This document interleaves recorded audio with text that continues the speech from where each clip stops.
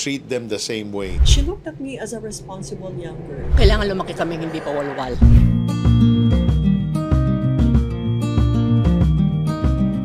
The best advice my mom gave me nung bata pa ako sa love life, sabi niya, do not let your relationship be a distraction. Let it become a motivation to you to become better. Yung mga natutunan ko sa kanya, yung kailangan lumaki kami hindi pa walwal. Merong binigay na dream sa amin ng Panginoon, yun ang aming ipupursue. Best advice na binigay ng parent ko sa akin ay keep your integrity intact.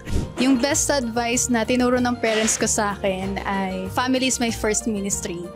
Ang best advice sa akin ng mga magulang ko ay huwag kalimutan maglagay ng tubig sa ref dahil tubig na lang ang laman ng ref.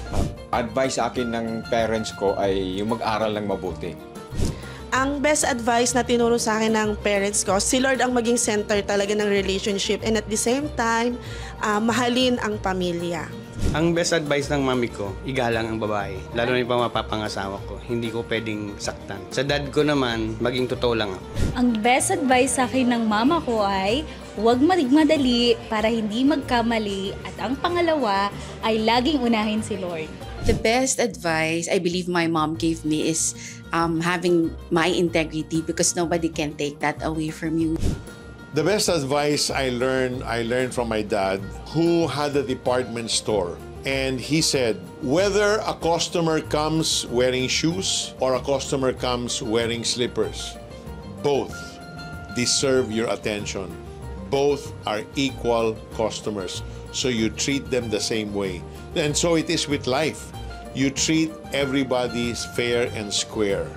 I just heard my mom talking to a friend of ours at pinagmamalaki niya ako. I heard her say something like, alam mo yan, responsible na yan. Something like that. And tumatak yun sa isip ko, sabi ko, ay, responsible pala ako. So, it inspired me to live up to it because she looked at me as a responsible young girl.